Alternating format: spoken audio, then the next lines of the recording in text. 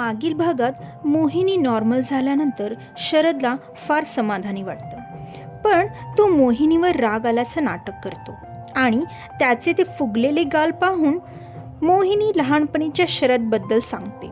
मग शरदही तिची लहानपणीची गोष्ट सांगतो. ते ऐकून दोघांनाही खूप हसू येते. तोपर्यंत जेवण तयार होते, पण सलाईनमुळे मोहिनीला खाता येत नाही, म्हणून शरद तिला भरवू लागतो आणि मोहिनीचा खुललेला चेहरा पाहून तोही खुश होतो. आता पुढे त्या दोघांना असं हसताना आणि खुश झालेलं पाहून शीला मावशीही सुखावतात. मागच्या 3 वर्षांपासून शीला मावशी शरदकडे कामाला होत्या. त्यांचंही कोणी नसल्यामुळे शरदने त्यांना आपल्याकडेच ठेवून घेतले होते आणि तो आईसमानच त्यांना मानत होता. या दरम्यान मोहिनीही नेहमी त्यांच्या घरात येणं जाणं करायची. मोहिनी आणि शरद दोघे सोबत खूप छान वाटायचे. शीला मावशीला नेहमी वाटायचं की मोहिनी आणि शरदचं लग्न व्हावं. त्या नेहमी देवाकडे हीच प्रार्थना करायच्या आणि आता झालंही तसंच.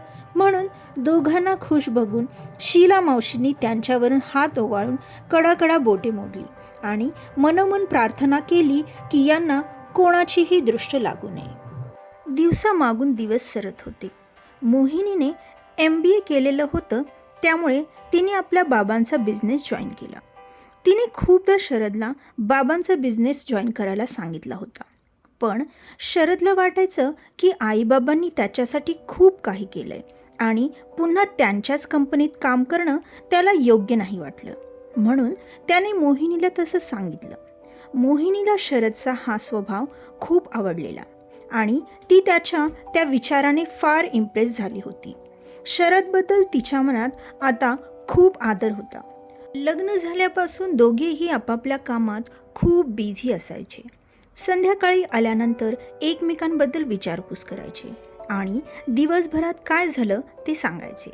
असंच एक दिवस शीला मावशी आजारी पडल्या आणि त्या एवढ्या आजारी पडल्या की त्यांना हॉस्पिटलमध्ये ॲडमिट करावं लागलं. 3 वेळचं जेवण मावशीच बनवत होत्या. बाकीच्या कामाला तर दुसरी बाई यायची, पण दोघांनाही मावशीच्या हातचं जेवण खायची सवय झाली होती. त्यामुळे आता जेवण कोण बनवणार हा प्रश्न त्यांच्यासमोर उपस्थित झाला आणि मावशींना डबाही द्यायचा होता. मग दोघांनीही ऑफिसला सुट्टी टाकली आणि दोघे मिळून मावशीसाठी जेवण बनवू लागले. तसं तर दोघांनाही जेवण नीट बनवता येत नव्हतं, तरी पण ते प्रयत्न करत होते. मोहिनी पीठ मळत होती तर शरद भाज्या चिरून घेत होता. पीठ मळत असतानाच मोहिनीची केसांची बट सारखी सारखी समोर येऊ लागली, पण तिचे हात पिठाचे होते म्हणून तिला तिची बट मागे घेता येत नव्हती. ती सारखं प्रयत्न करत होती, पण तिला जमतच नव्हतं. मग अचानक शरदचं लक्ष तिच्याकडे गेलं. आज खरंच ती खूप सुंदर दिसत होती.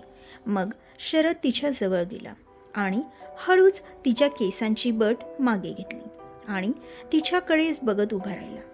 मोहिनी एकदम लाजली आणि मग काय, शरदची विकेटच पडली. पण शरद तिथून हलतच नव्हता, म्हणून मोहिनीने तिच्या पिठाचा हात त्याच्या दोन्ही गालांवर पुसला. मग शरद एकदम भानावर आला. मोहिनी लगेच पळू लागली. शरदही तिला पकडू लागला. खूप वेळ झाला मोहिनी शरदच्या तावडीत येतच नव्हती. मग शेवटी मोहिनी थकली, म्हणाली, ए प्लीज, टाईम प्लीज. शरद थांबला, पण नंतर पटकन त्याने मोहिनीला पकडलं. दोघेही खूप दमले होते.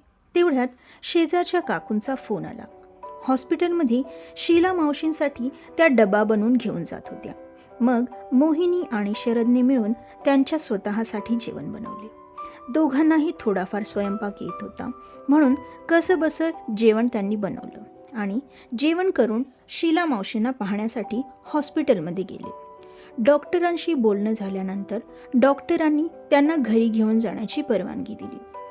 शीला मावशींना घरी घेऊन आल्यानंतर त्यांना सूप देण्यात आलं.